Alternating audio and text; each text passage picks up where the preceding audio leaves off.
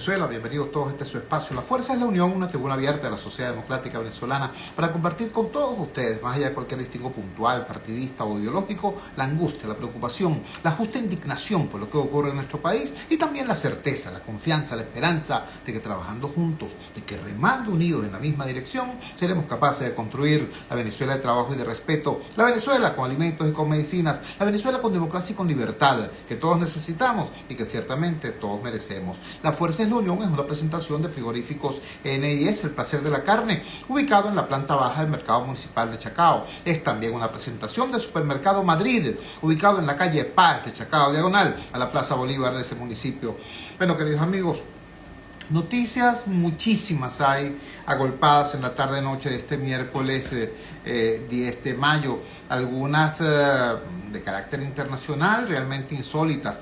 La dictadura del señor Daniel Ortega acaba de expropiar la Cruz Roja en Nicaragua.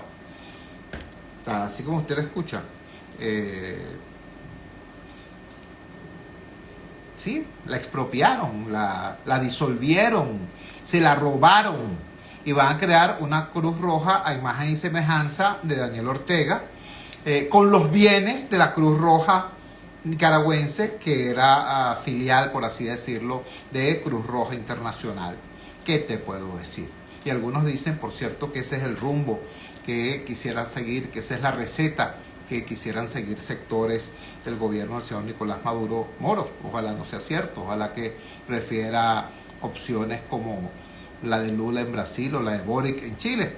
Bueno, pero en todo caso, lo cierto es que las dictaduras de Díaz-Canel en Cuba, donde hay una represión brutal, hay un pueblo que se llama Caimanera, allá en Cuba, que fue objeto de una represión bestial, porque hubo una protesta espontánea de los ciudadanos de ese humilde poblado. Bueno, la dictadura de Díaz-Canel en Cuba, la dictadura de Daniel Ortega en Nicaragua, creo que es bastante evidente que no son modelos a seguir para nadie, por más obtuso o radical que se crea acá en Venezuela. Otra noticia importantísima es todo lo que está ocurriendo en la frontera sur de los Estados Unidos. Decenas de miles, algunos dicen que unos 150,000 migrantes están agolpados en la frontera mexicana esperando que el próximo viernes deje de tener vigencia el título 42, que es el artilugio legal utilizado por el gobierno de Trump primero y luego por la administración Biden para deportar en forma express a los migrantes que llegaban por la frontera sur, negándole así el derecho a solicitar asilo contemplado en la legislación ordinaria norteamericana. Bueno, hay una situación extremadamente tensa, extremadamente dura. Hoy anunció Estados Unidos que había cambiado una vez más su normativa migratoria para desestimular el ingreso de las personas que están allí esperando en la frontera entre México y Estados Unidos. Y una buena cantidad de esas personas son nuestros hermanos, los migrantes venezolanos. Situación muy complicada. ¿Por qué se produce esto? Bueno, ustedes lo saben, pues. Desde el rechazo político al régimen hasta la huida del país buscando mejores condiciones, buscando un horizonte diferente, mejores posibilidades de vida. La gente no vive donde quiere ni donde los gobiernos quieren. La gente vive allí donde cree encontrar mejores posibilidades de vida. Venezuela era eso hace 40, 50, 60 años. A Venezuela vinieron personas de Italia, de Portugal, de España, vinieron personas de Argentina, de Chile, de Uruguay, vinieron personas masivamente de Colombia, de Perú, de Ecuador, porque en Venezuela hace 40 años, 50 años, 60 años, era un destino apetecible. Bueno, hace 39 años exactamente llegó a Venezuela un ciudadano nacido en Estocolmo, Suecia. En el siglo XX venezolano, a finales del siglo XX, había un político muy culto, por cierto, el doctor Gonzalo Barrios, que en alguna ocasión, en una declaración, para justificar un poco ciertas traspacerías que se estaban haciendo en la política venezolana, Él dijo algo así como, bueno, es que los venezolanos no somos suizos. Resulta que un ciudadano no suizo, sino sueco, hace 39 años, en 1984, decidió venirse a Venezuela. Aquí se estableció. Médico de profesión, desarrolló toda su carrera nada más y nada menos que en el Instituto Venezolano de Investigaciones Científicas, el Augusto IBIC. Hoy ese señor, ese doctor, está jubilado, pero está jubilado e invadido.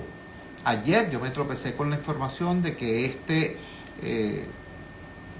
ciudadano venezolano por nacionalización, es decir, venezolano por elección, no por el azar de haber nacido aquí, sino porque decidió hacerse venezolano, hoy tiene un problemón. Hoy tiene ya jubilado, pero los problemas de todos los jubilados en materia de ingresos, y además tiene su casa invadida por un grupo de personas, entre ellas, al parecer, un efectivo de la Policía Nacional Bolivariana. Es decir, una persona que tiene como misión justamente defender la vida y los derechos de las personas, entre esos derechos el derecho a la propiedad. Tenemos en línea precisamente al doctor Ulf Lundberg, la persona de la cual estoy hablando. Doctor Ulf, muchísimas gracias por atender nuestra llamada desde el Gigante Rumbos. Muy buenas noches. Por favor, comparta con la audiencia el detalle. ¿Qué es lo que está ocurriendo? ¿Cuál es la situación que está enfrentando? ¿Y cuál es el respetuoso llamado que le escuchamos hacer al ciudadano fiscal general de la República, el doctor Tarek William Saab? Le escuchamos. Buenas noches. El problema que tenemos aquí básicamente es que, bueno, que la casa está invadida desde el abril de 2019. Enviaron mi casa y agota todos los medios de diálogo para hablar con ellos y ponerme de acuerdo, pero ellos me componen con conexión que ellos quieren venderme mi casa, que yo les venda mi casa a ellos, pero un precio a gallina saca. Entonces se forma ahí un problema, pues, y yo quiero que prácticamente sin casa. Y bueno, esto todavía en esta situación, pero gracias a Dios, en vía de solución. Por lo menos ya veo pues, que hay un desarrollo en este tema ahí con las autoridades que me han ayudado, la fiscalía, los tribunales, toda esa cosa. Mira, Aló, le escuchamos. Sí. Yo quiero pasarle aquí a las personas que están conmigo y que están muy enterados justamente en la parte jurídica y en la parte de todo ese, cómo se mueven todas esas cosas, que ya están conmigo en todo ese proceso, y le paso aquí al ingeniero Víctor Mora. Aquí está. Le agradezco. Aló. Buenas noches. Buenas noches. Buenas noches. Estoy hablando con el ingeniero Mora. Mora, exacto, mire. Lo que pasa es que el doctor Ull está teniendo problemas de salud. De hecho, él ha perdido, por esta situación, ha perdido 10 kilos. Se está medicamentando para poder dormir. O sea, la situación que está padeciendo ahorita no es nada fácil, ¿verdad? Por el problema que se le está presentando de la situación que le han hecho este grupo de personas, que allí hay un funcionario de Policía Nacional que lo amenazó, y la condición que le ponía era que no hiciera ninguna denuncia en fiscalía, porque él tiene amigos fiscales allí dentro de la fiscalía, y también le decía que él tiene muchos amigos de Policía Nacional. Entonces, la cuestión era que ellos proponían que le vendiera la casa, pero el precio de la casa la ponían era ellos, no lo que Ull decía que valía la casa, sino era lo que ellos decían. O sea, las condiciones las ponían eran ellos. Qué manguangua. Para decirlo en criollo, ¿no? Qué manguangua. Ingeniero Mora, estas personas que estaban allí están en plan de inquilinos que se niegan a desalojar. pagan algún canon, lo depositan en alguna parte, porque versiones de esa naturaleza han hecho correr por las redes sociales. ¿Podría usted aclararnos ese punto? No, mira, los señores, ellos tuvieron inquilinos de la casa hasta el 2007 que se les pidió el desalojo, ¿verdad? El contrato se finiquitó, se rescindió en el 2008. De hecho, la empresa que les alquiló la casa les hizo una demanda con un tribunal, creo que el cuarto de los Cortijos, y ellos, desde ese momento, como siempre han estado interesados en la casa, ellos comenzaron a desalojar la casa, a entregarla. Para el finales del 2013, ellos entregan la propiedad, la entregaron por completo. Para el 2019, ellos se meten e invaden la casa, pero en esta oportunidad ya no son 3, sino son 5. Entra el funcionario policial nacional también. De hecho, nosotros agotamos con ellos todos los medios de diálogo. Oye, mire, entregan la casa, lo vamos a denunciar. No hubo forma ni hubo manera. O sea, ellos querían comprarla, pero pagarla a precio de Harina Playa. Entonces, llega un momento en que se le dice, mire, si no entregan la casa, nos vamos a la fiscalía. Es en aquel momento, reunión con ellos, que ellos dicen, pero acá, el que está en el localcito de la casa, ya tiene título supletorio de la casa, ¿verdad? O sea, como buscando salvarse. O sea, ya llevábamos varios meses hablando con ellos de entrar a la casa y no habían dicho nada. O sea, que todos estaban al tanto de que ya se estaba haciendo un título, se habían hecho un título supletorio. Y de hecho, el local con el título supletorio se lo habían ofrecido a un guardia nacional, que no sé quién es, en $5,000. O sea, que ellos llegaron y se repartieron todos la casa. Es cuando nosotros nos vamos a la fiscalía, ponemos la denuncia. Bueno, uno de ellos, para buscarse salvarse, nos entrega copias de un título supletorio, del título, pues. Dice, oye, mira, vale, cometimos este error y tal. Bueno, vamos a fiscalía, ponemos la denuncia, fiscalía nos dice, mira, ellos chequeamos el sistema y nos dicen, mira, vayan rápido a los Cortijos del tribunal porque ya está registrado.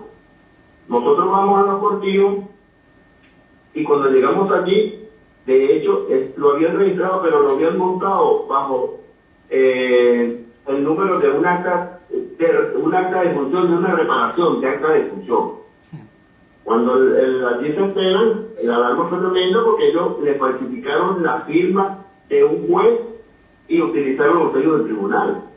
Es cuando nos mandan al 6CPC a hacer la denuncia. Bueno, y ahí para acá viene todo este cuento, hicimos la denuncia fiscalía, la fiscalía los imputó, los pasó al tribunal y el tribunal de control lo admitió y los pasó a juicio. Entiendo, señor Mora, ingeniero Mora, que la situación es que en efecto ha habido respuesta institucional, pero desafortunadamente esta respuesta es muy lenta para un propietario que tiene 78 años de edad, entiendo, y que además tiene la salud comprometida. ¿Esa es la situación? Exacto, eso es lo que hemos planteado, porque el señor lo que quiere es que le devuelvan su casa, oye, porque él lo quiere mandar al juicio. Entonces, en el juicio se sabe a qué horas comienza una audiencia, pero más no a qué horas va a terminar. Y él con 78 años ya no está para aguantar esto. Y no hay derecho, porque él no cometió ningún delito. O sea, él lo que vino a este país fue y trabajó, aplicó todos sus derechos en la medicina. Oye, y ahora le van a pagar con esto. Ingeniero Mora, tengo entendido, hoy nos lo refirió así una ilustre investigadora del Instituto Venezolano de Investigaciones Científicas, IVIC, que ya el director y el subdirector del IVIC se habían puesto en contacto con el doctor Ulf para establecer algún tipo de cooperación a los efectos de que esta situación se resolviera. ¿Usted podría confirmarnos eso? Es cierto, sí. Ayer la dirección del IBE se comunicó con el doctor Ulf y quedaron en que supuestamente mañana van a tener una reunión con él. Qué bueno, qué bueno. Señor Mora, le agradezco mucho que nos haya explicado en su castellano fluido, más fluido que el del doctor Ulf, todo este panorama. siga usted sabiendo que esta humilde ventana está a disposición del doctor Ulf y haremos seguimiento pues del curso que tengan los acontecimientos. Muchísimas gracias y buenas noches. Mira, aló, buenas noches. ¿Me escucha? Perfectamente, sí, le escuchamos. No, mira, quisiera darme gracias a todas las personas que me han apoyado, sobre todo en las redes. Yo jamás me había imaginado que tantas personas se preocupan justamente por el tipo de problema. A todo el mundo que me han enviado mensajes por WhatsApp y por otra vía, 1.000.000 de gracias. No, señor Ulf, más bien gracias a usted por tener el valor a sus 78 años y en su condición de salud de defender su derecho, porque eso estimula a muchísimos venezolanos a hacer lo propio. La situación que enfrenta usted, desgraciadamente, la están enfrentando muchos venezolanos y a veces la gente reacciona desde la resignación y usted lo está haciendo dando un ejemplo de coraje cívico. Así que, más bien, muchísimas gracias a usted, señor Ulf, y repito lo que decía el ingeniero Mora. Yo estoy, esta humilde ventana está a disposición de usted para hacerle seguimiento a este proceso hasta que llegue al destino que tiene que llegar, que es a la devolución de su inmueble. Muchísimas gracias y buenas noches. Y mi gracias a la Fiscalía, la doctora Aranza, la Fiscalía 62, muchas gracias. Amén, amén. Amén, amén. En efecto, sí, muchas gracias a las instituciones si en esta circunstancia en efecto han funcionado. Vamos a la siguiente pausa comercial y ya regresamos con muchísimo más de la fuerza. La fuerza es la unión. Publicidad y volvemos. En La Voz de América somos tu fuente de información internacional. Ingresa desde tu móvil o laptop a vozdeamerica.com e infórmate de lo que ocurre en Estados Unidos y el mundo. Aló. En redes sociales, Querido amigo, ¿cómo estás? ¿Cómo te informamos va? cada instante. Búscanos como ¿Me escuchas bien? ¿Me copias? Una fuente confiable de noticias de América. Igualmente, hermano, igualmente. En 30 segundos estamos al aire, José. Espera. Y Vamos a continuamos con La Fuerza es la Unión. Ya vamos. Regresamos a La Fuerza es la Unión y ahora tenemos un invitado muy especial. Un invitado que lo estamos buscando desde el día de ayer cuando nos enteramos de el bloqueo ordenado por el gobierno al sitio web del Observatorio Venezolano de Finanzas. Debo recalcar lo que ayer expresamos. En nuestro país hay una operación extraña pero muy eficiente. El gobierno extrae del ciudadano toda la información que puede. Usted va a hacer cualquier cosa y le dicen métase aquí, métase allá. Ahora hasta para sacar la cédula uno tiene que hacer el trabajo que antes hacía la DIEX o el SAIME. Es impresionante la cantidad de información que le sacan a uno, pero no le dan a uno ninguna información, ni siquiera aquella información que por ley tienen que ofrecer, entre otros los datos estadísticos, los datos económicos, los datos de fuerza de trabajo, los datos de importación y exportación, los datos de costo de la vida, todas esas cosas que el gobierno está obligado a dar porque son información pública, porque es obtenida con recursos públicos, porque son de alto interés público, no lo dan. Entonces la sociedad ha desarrollado otros mecanismos. Por ejemplo, la sociedad desarrolló un mecanismo llamado Observatorio Venezolano de Finanzas, que da los datos que ya no da el INE, da los datos que ya no da el Banco Central de Venezuela. Bueno, ese fue el sitio que cerraron y vamos a conversar de inmediato con uno de los factores fundamentales del Observatorio Venezolano de Finanzas, que es el economista José Guerra. Ustedes conocen a José Guerra, además de economista renombrado, es un dirigente político de alta valía. José, gracias por atender nuestra llamada desde el Gigante Rumbos. Muy buenas noches. En primer lugar, queríamos preguntarte eso. ¿A qué crees tú que obedece el cierre del sitio web del Observatorio Venezolano de Finanzas? Te escuchamos. Muchísimas gracias. Teníamos tiempo que no hablábamos. Muy agradecido a ti, Yu, y muy orgulloso de la amistad que tenemos durante muchos años. Igualmente. Bueno, nosotros en el observatorio publicamos 3 indicadores económicos que el país, el Banco Central y el Ministerio y el INE, Instituto de Estadística, dejó publicar económica, Producto Interno Bruto, y el tercero son los salarios, las remuneraciones. Si los organismos públicos publicaran esas cifras con regularidad y con calidad, el observatorio no tendría ningún sentido, porque en ningún país del mundo existe un ente que produzca cifras que debe producir el gobierno. Pero en Venezuela no ocurre. Para que tengas una idea, el Producto Interno Bruto, la actividad económica, no se publica desde el año 2019. La balanza de pagos que dan las transacciones externas del país no se publica en 2019. La inflación no se publica desde el año pasado. Ahora, ¿por qué cerraron el observatorio? Bueno, porque el observatorio hace 2 semanas publicó una cifra que a mí me sorprendió mucho, que fue que indicó que la actividad económica en Venezuela se había contraído en el primer trimestre de este año 2023 en un 8%. Una cifra pues que nos dejó a todos paralizados, preguntándonos que si era verdad. Bueno, esas son las mismas cifras que daban que en el año 2022, el año pasado, la economía había crecido 14%. Y ahora cayó en el primer trimestre. ¿Por qué cayó?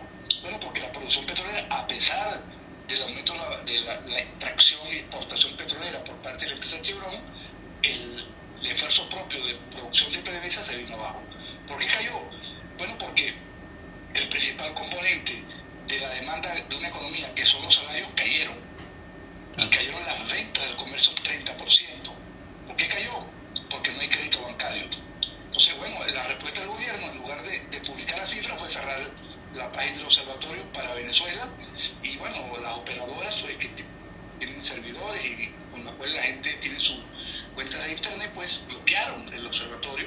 Estamos haciendo un esfuerzo por usar pues los llamados VPNs, que son pues tecnologías que permiten evitar pues que bloquee una página.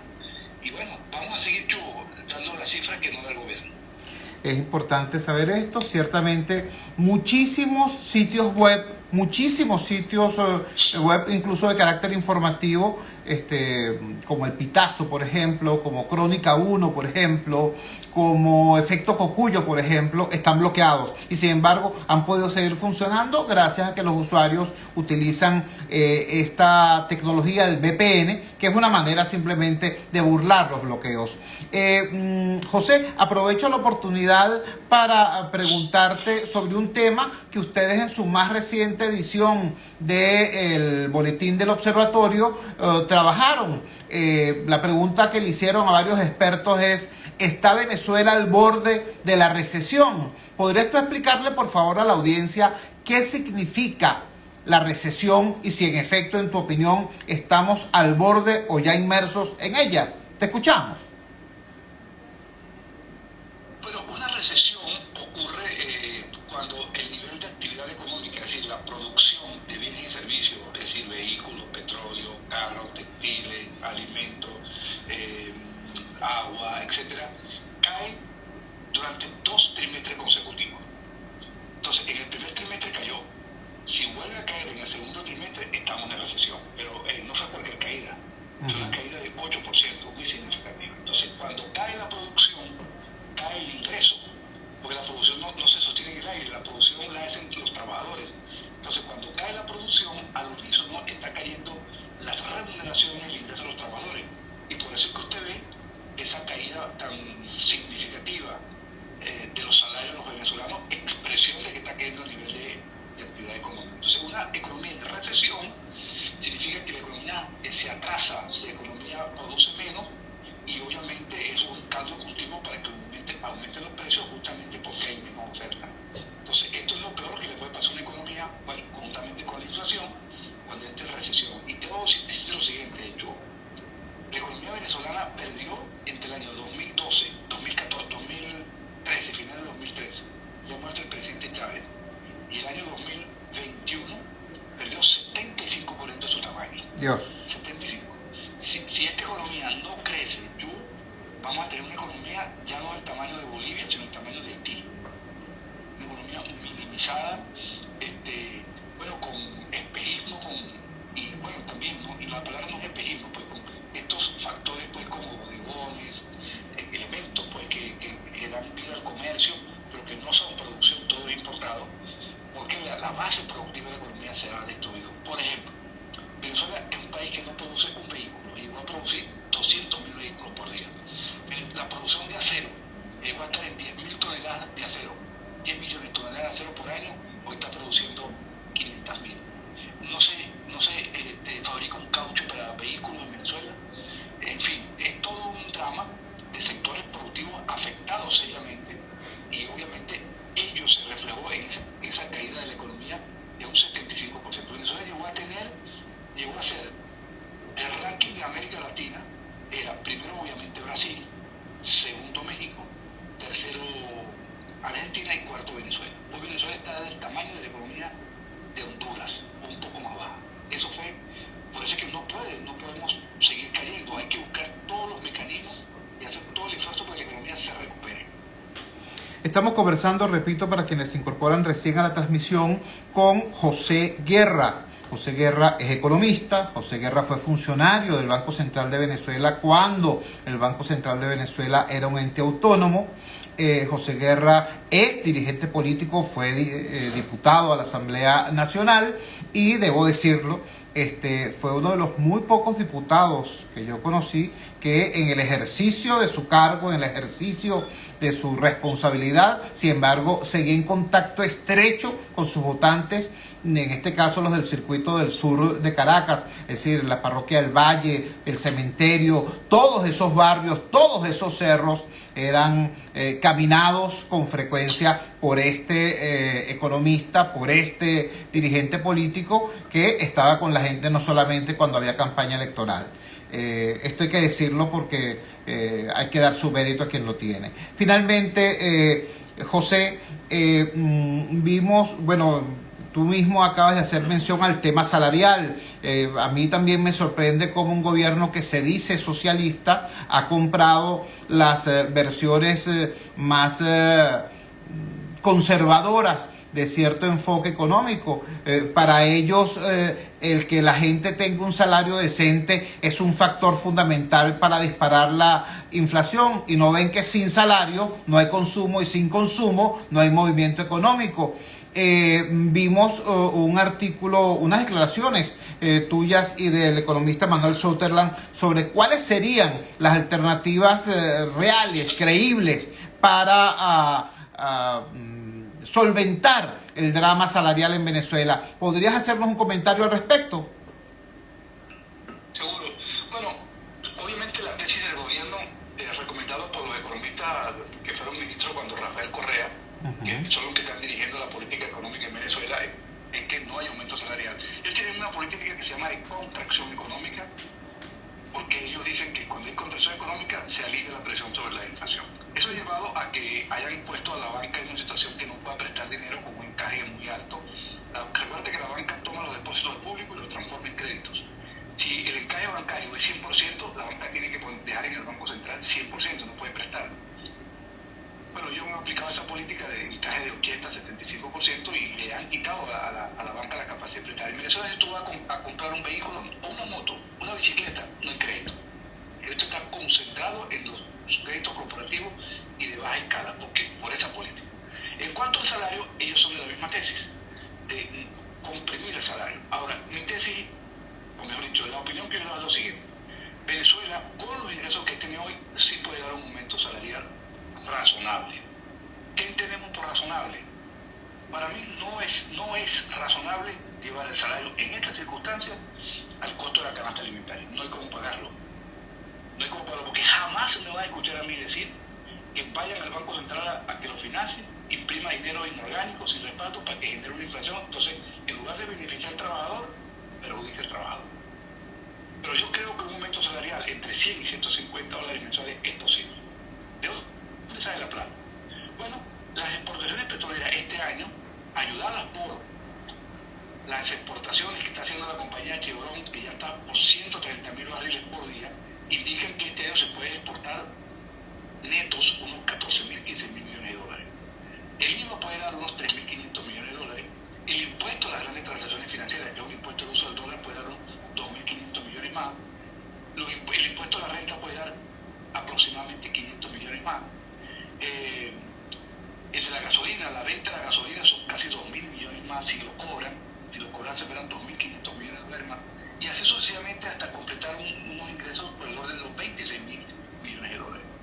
Para una nómina de empleados y jubilados de 5 millones de empleados jubilados, de los pensionados del Seguro Social, más unos 2 millones de empleos públicos, porque mucha gente cree que todavía aquí hay 8 millones de empleos públicos, no es verdad. La nómina pública se ha reducido dramáticamente, porque la gente salió del sector público, renunció, se fue, etcétera, porque esos 7 millones que están afuera antes mucho era empleo público. Así es.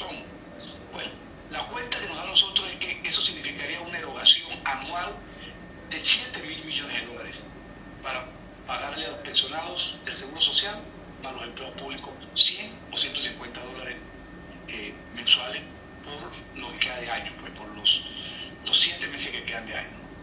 Pero eso implicaría, José, una solución. Generalmente, pensiones. ¿Aló? ¿Me copias? Sí, te oigo.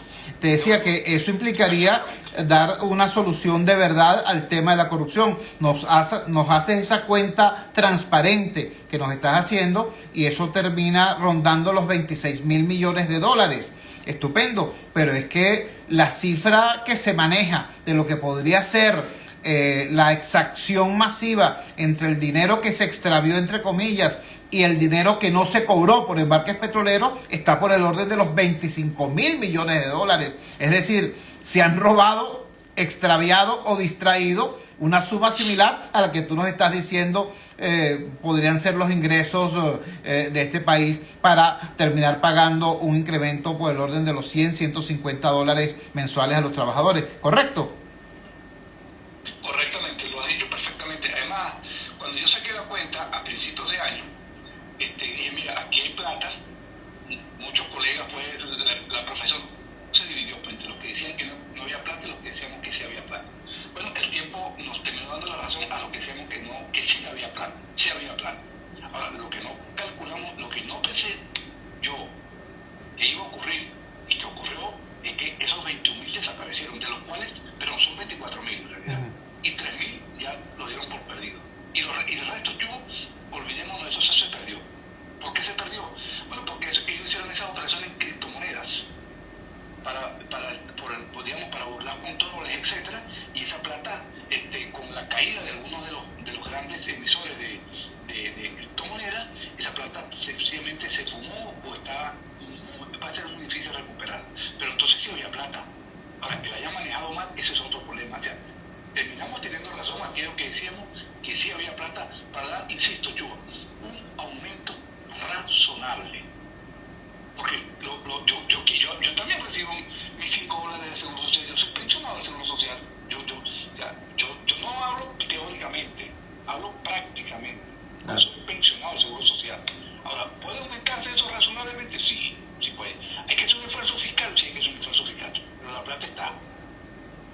José, te agradecemos enormemente que nos hayas regalado estos minutos y nos hayas dado esta información ciertamente tan valiosa para entender la naturaleza de lo que está ocurriendo desde el punto de vista económico. Vamos a procurar hacer otro contacto la próxima semana para que veamos las propuestas que tú haces en función ya no solamente del tema fiscal, sino en otras áreas más específicas de la dinámica económica, porque yo creo como tú, claro que hay posibilidades, claro que hay la posibilidad de desarrollar políticas públicas para dar respuesta urgente a la emergencia humanitaria compleja, pero hay que tener la voluntad política para hacerlo.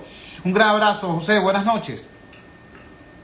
Igualmente a ti, Yuri, muchísimas gracias por la oportunidad y un placer hablar contigo, que siempre hemos estado en contacto usted y yo. Así es. Era José Guerra, un prestigioso economista venezolano, dirigente político de los serios, de los consecuentes, hoy en situación de exilio, dándonos entonces estas 3 respuestas. ¿Por qué cerraron el sitio web del Observatorio Venezolano de Finanzas? Bueno, sencillamente por decir la verdad. Por dar la información que el gobierno generalmente oculta. En segundo lugar, el tema hay o no hay dinero para subir los salarios. Él dice, sí lo hay, y nos sacó la cuenta. Ahora, esa cuenta nos da un monto muy similar al monto que desapareció, de acuerdo a lo que dice el mismo gobierno en su famosa operación anticorrupción. Dinero había, lo desaparecieron. Entonces hace el planteamiento, hace la propuesta de un aumento razonable. Es el tercer punto que nos plantea. Él dice, sería deseable un aumento que fuese del mismo nivel del costo de la canasta básica, pero no es posible. Hacerlo implicaría prender la maquinita de generar dinero inorgánico, y eso es pan para hoy, hambre para la mañana. Eso es un disparo terrible de la inflación. Pero si hay dinero para subir el ingreso, el salario mínimo, ¿no? Y recuperar la noción de salario entre 100 y 150 dólares mensuales para cada trabajador. Interesante el planteamiento del economista José Guerra. Cuando son las 8:35 de la noche capitalina, vamos a la siguiente pausa comercial. Vamos a identificar la valiente señal del gigante Rumbos, y al retorno vamos a escuchar un sonido exclusivo para la Fuerza es la Unión de la doctora Gloria Perdomo. Ella es coordinadora del Observatorio Venezolano de Violencia y nos va a dar información sobre un evento que ocurrió hoy.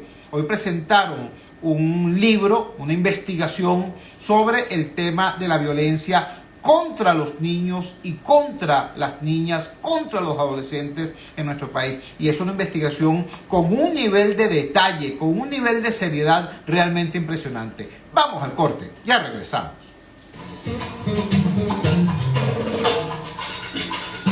Ya regresamos con La Fuerza es la Unión. Publicidad. Vamos a la playa. Convierte tus fines de semana en unas largas vacaciones. Posada Mansión Georgette. Villas equipadas con cocina, nevera, aire acondicionado. Disfruta de nuestra hermosa piscina abierta las 24 horas. Posada Mansión Georgette, en el Istmo Caribe de Boca de Chile, a solo 2 horas y media de Caracas. Te esperamos los 365 días del año. Reservaciones por los teléfonos 0414-303-2476 y 0414-131-3998. Síguenos, @tu Posada Mansión Georgette. Atención, mucha atención. En Óptica Martínez y Bolívar, en la Roosevelt, frente al Elevado, y en el Centro Comercial Propatria, y el 2, frente a Factory, se volvieron locos, porque ahora tenemos el 20% de descuento en todo. Llámate ya, 630819, y aprovecha esa locura que tiene para ti Óptica Martínez y Bolívar. Profesor Carlos Teixeira, saludos. ¿Cómo está? Y ahora tenemos consulta de oftalmología con previa cita y a precios solidarios. ¡Corre la voz! Caracas, visita la farmacia más grande de Latinoamérica, de lunes a domingo, de 8 de la mañana a 8 de la noche, en la avenida principal de La Yaguara, o también en la prolongación de la avenida Rómulo Gallegos, La Urbina, junto a Macro. Podrás encontrar medicinas, productos de cuidado personal, equipos e insumos médicos, área de belleza y deporte a precios jamás vistos. Vive saludable. Se escucha, Se siente. llega a todas partes. Con una programación completa y de calidad. Es Radio Rumbo 670 AM. Gigante. Son las 8:39. Publicidad. Y volvemos. Ingresa desde tu móvil o laptop a vozdeamerica.com e infórmate de lo que ocurre en Estados Unidos y el mundo. La secretaria del Tesoro de Estados Unidos, Janet Yellen, asegura que Martín Rodríguez, Voz de América. En redes sociales informamos a cada instante. Desde la Casa Blanca reporta Jorge Agobián, de la Voz de América. Búscanos como Voz de América, una fuente confiable de noticias. El comunicador popular, Chuo Torrealba, en La Fuerza es la Unión. Regresamos a La Fuerza es la Unión. Quiero agradecer a Carlos Teixeira, que está así reportando sintonía desde el estado Vargas a través de la red social Facebook. También quiero agradecer a Sora-19, a Marinita 3002, a Raquel M. Toro, a Victory 16778979, a Norma Milagro, a Caterina K, a Mari Pech, a Elena Greco, a Kaoru Yonekura, quien junto con otras personas están también reportando sintonía a través de la red social Twitter. En la red social Instagram tenemos, Dios santo, Torres Finol Mari, Iván con 46, Maridol 33, María F. Sotomayores, mi prima, saludos. Santiago Aguirre, Mireya Peraza, Cupra Cup Racing, Fernando Periodista, hermanos, saludos. Dora Elisa, saludos. Bueno, todos ellos centenares, gracias, de verdad, me conmueve. Reportando sintonía vía la red social Instagram. También en la red social Instagram tenemos un oyente muy especial, un joven de 16 años. Él se llama David García. David García es un gran pianista. Ya no le podemos decir niño prodigio porque es un joven de 16 años. Pero ciertamente es un pianista excepcional, es un joven, nació en Venezuela. ¿Qué te puedo decir? Pues desgraciadamente su familia tuvo que emigrar. Este muchacho se levantó en Panamá, donde gracias a Dios tuvo la oportunidad de desarrollarse, y es ciertamente un estupendo pianista, una gran promesa de la música clásica. Es un joven que tiene la condición del trastorno del espectro autista, un joven Asperger. Eso no solamente no le ha impedido desarrollarse, sino que por el contrario, sus condiciones o sus características vinculadas con esta condición le han hecho un ejecutante absolutamente fuera de serie. Quiero que sepa el orgullo que nos da a todos los venezolanos verlo destacándose, verlo triunfando como en efecto lo está haciendo. Un joven de apenas 16 años. Viene a cuenta el comentario porque lo que vamos a escuchar de inmediato es la exposición que nos hizo exclusiva, primicia para la Fuerza de la Unión, la doctora Gloria Perdomo. La doctora Gloria Perdomo es investigadora, es educadora, es coordinadora general del Observatorio Venezolano de Violencia y es co-coordinadora de un libro que sobre este tema de la violencia contra los niños y los adolescentes fue presentado hoy. Escuchemos entonces a la doctora Gloria Perdomo. José Jesús. Muchas gracias por la oportunidad de compartir. Saludos a la audiencia de Radio Rumbos. Es para mí un privilegio tener la oportunidad de compartir con ustedes la publicación del libro del Observatorio Venezolano de Violencia referida a las situaciones de violencia contra la niñez y la juventud en Venezuela. Es un libro que publica investigaciones, estudios realizados por equipos de 15 universidades distintas del país en relación a las realidades de muertes, daños, lesiones y otras formas de violencia contra los niños, niñas, adolescentes y jóvenes. Y decimos, es una investigación que decidimos hacer entendiendo que es nuestra responsabilidad, nuestro compromiso como universitarios, como analistas sociales, dar un aporte a la sociedad venezolana en términos de reconocer, identificar efectivamente las situaciones que puedan estar ocurriendo en términos de un incremento de la violencia contra la niñez y la juventud o la aparición de nuevas o distintas manifestaciones de violencia y de vulneración a los derechos humanos de esta población, porque ciertamente son realidades que se conocen, que uno a través de esa labor importante que hacen ustedes los periodistas, se tienen noticias, se tienen información, pero en nuestro caso la preocupación era hacer un estudio sistemático recabando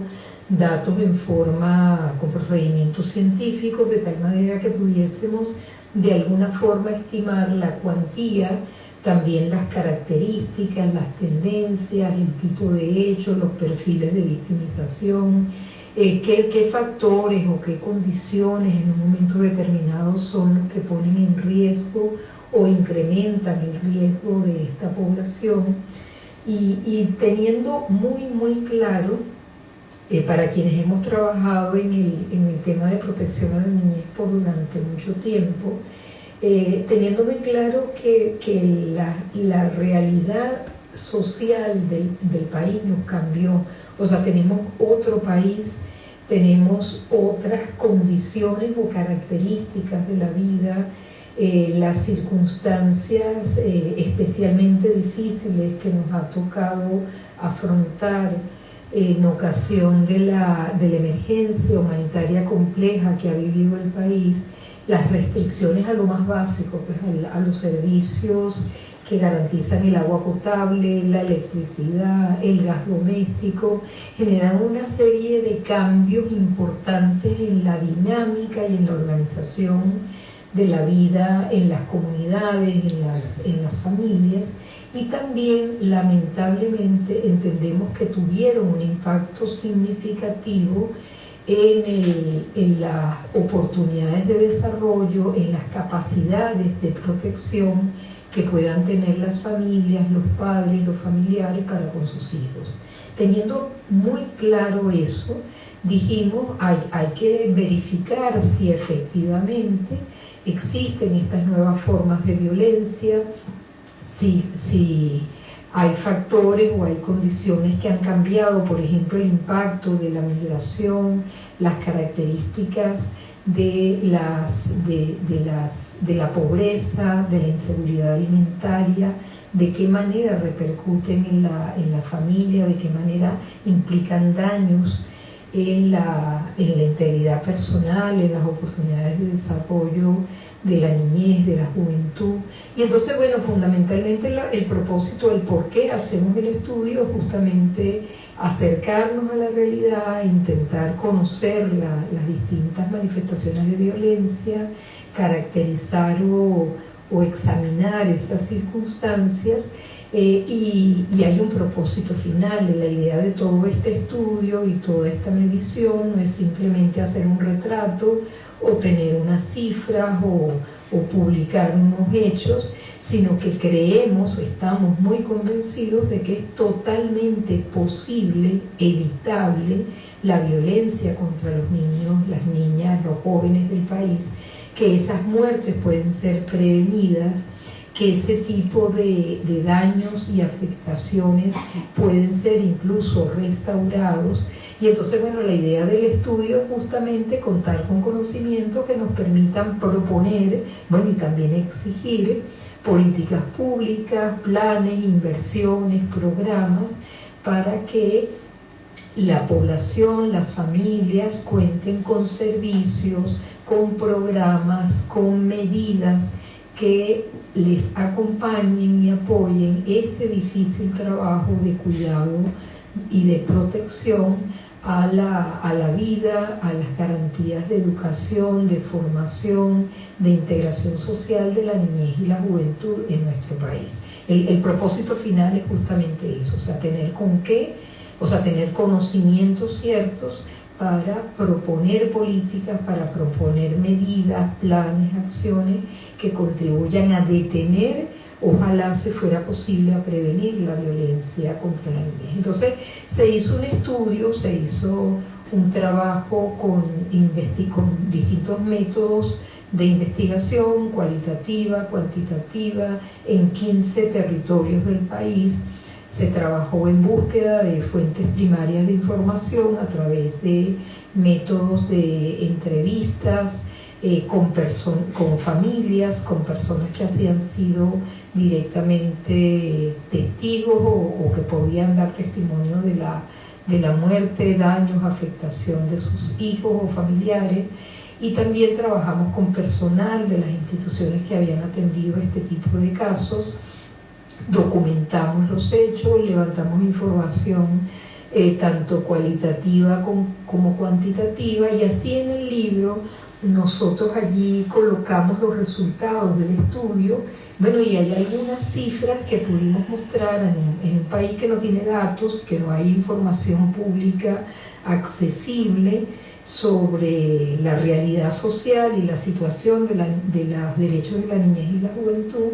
Bueno, dijimos vamos a aportar ese tipo de datos. Ahí están, con informaciones de los últimos 3 años, indicadores relativos a homicidios, a lesiones personales, a casos de violencia sexual, infanticidios, muertes, eso que se denominan muertes por resistencia a la autoridad o muertes por actuación policial. Y entonces tenemos esas cifras allí colocadas, y también una segunda parte del libro están presentes o se documentan artículos relativos a las realidades de violencia que se encuentran en distintos territorios del país, en Guárico, en Zulia, en Monagas, en Mérida. En cada uno de estos estados del país se hicieron entrevistas, se localizaron datos, se examinaron distintas fuentes de información, y allí están presentados los hechos. O sea, algunos hallazgos importantes, bueno, por ejemplo, los que tienen que ver con las realidades de los hospitales pediátricos, donde, como una de las personas entrevistadas afirmaba, no todos los niños tienen la posibilidad de recuperar su salud.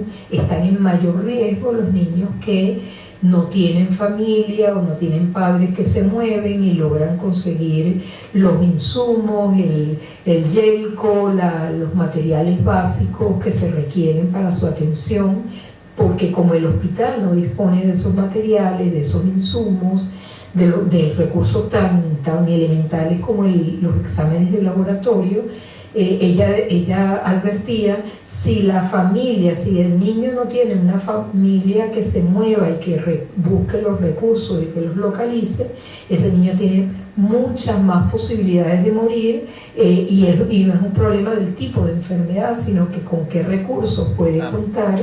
De alguna manera es una forma de explicar o de informarnos que hay una privatización del derecho a la salud, porque depende de las condiciones económicas o capacidades de la familia, ¿no? También se documentan hechos muy lamentables de cómo, por ejemplo, las fallas o la mala prestación del suministro del gas doméstico fue la responsable, por ejemplo, en el estado de Monaga, de la muerte, graves quemaduras a niños, a niñas que resultaron lesionados y que resultaron quemados en este accidente importante que ocurrió en diciembre del 2020, y cómo el proceso, la forma de atención se vio impedido, y el alcance del cuidado y de la atención en salud que se pudo brindar estuvo tremendamente limitado por estas condiciones de los hospitales públicos, de los servicios básicos, bueno, la misma situación de pobreza y de precariedad a la que ha estado sometida esta población. Entonces esos son hechos que desde el punto de vista conceptual, teórico, califican como situaciones de violencia estructural. ¿Por qué violencia? Porque hay un daño, hay un impacto en la población, hay muertes efectivamente, hay lesiones, hay enfermedades no atendidas, y son estructurales porque no es que hay un autor específico con un nombre que se encarga con la intención de vida de que eso ocurra, pero sí hay un sistema económico, político, institucional que no garantiza el acceso a la salud, el acceso a los derechos humanos de la población, y a los derechos humanos incluso estamos hablando de lo básico, de lo más elemental, ¿no? Entonces, en cada uno de esos capítulos de esa segunda parte encontrarán la caracterización de situaciones de violencia estructural, de violencia en las familias, casos y situaciones de violencia sexual, entre ellas hechos reales en los cuales el abuso sexual de niñas, de adolescentes, de niños pequeños, tiene como principales perpetradores a los padres, a los padrastros, abuelos y otros familiares, y en esa situación lo que corresponde, lo que debería hacerse con inmediatez es garantizar la debida protección, acompañamiento, el resguardo y aseguramiento de las víctimas, y asegurar que en este caso esas víctimas reciban cuidados, protección, la atención que necesitan.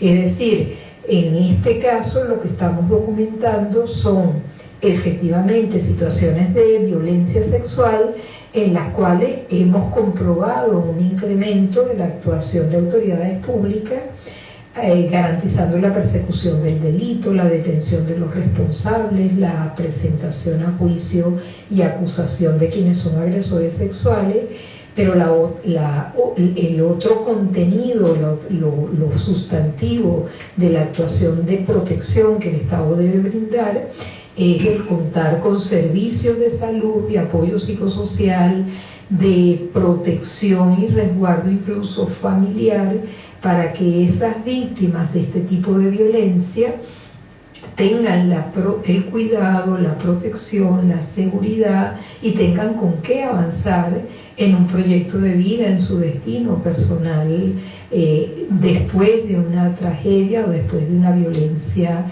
imagínense, ocurrida y teniendo como perpetradores a quienes deben ser los cuidadores, las personas en las que se confiaba para el cuidado y atención de esta población, ¿no? Entonces, como esto les pudiese como describir muchos más como datos de información, página del Observatorio Venezolano de Violencia, que tendremos disponible esa publicación para que ustedes la puedan descargar y acceder a ella. Y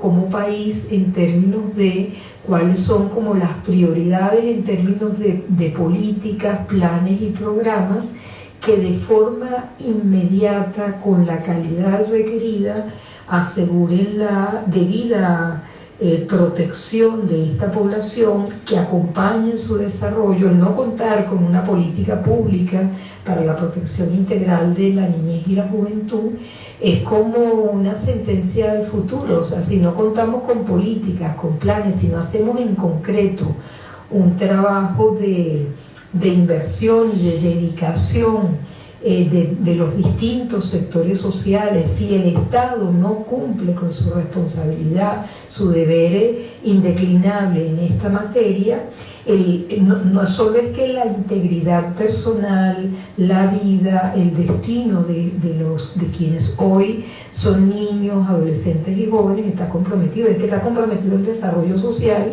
y el destino del país. ¿Quiénes son? ¿Quiénes vamos a ser como país a la vuelta de 10 años?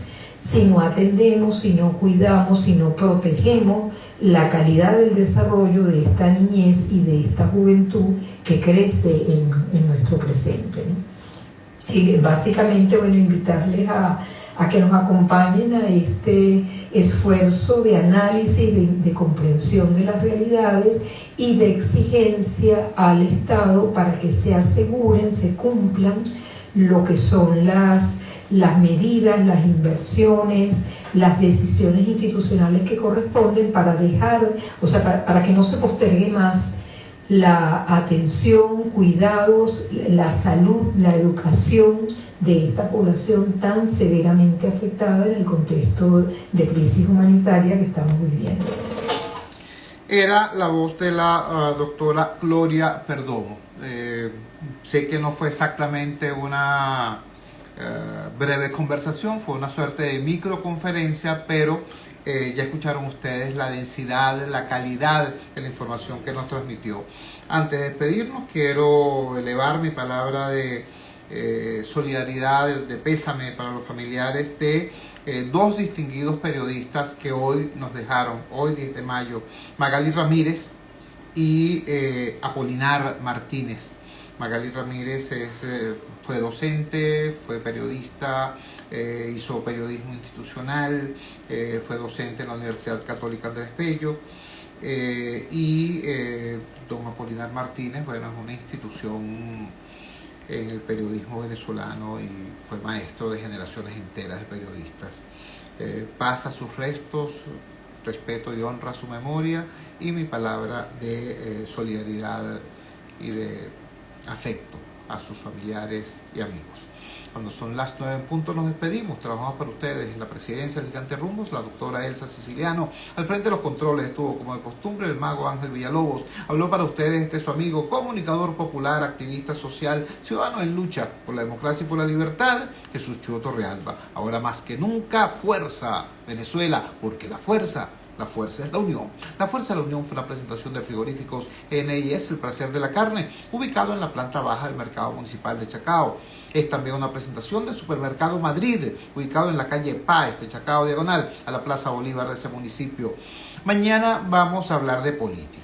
Mañana vamos a hablar de primarias, vamos a hablar de consensos, vamos a hablar del desastre que está ocurriendo dentro del oficialismo, vamos a hablar de la circunstancia compleja que está enfrentando la oposición y de un país integrado por 80% de los venezolanos que, chavistas u opositores, todos quieren cambio, pero no un cambio de cara, no un quítate tú para ponerme yo, sino un cambio de verdad, un cambio de política, un cambio que le dé sentido a vivir, trabajar e intentar progresar en este país.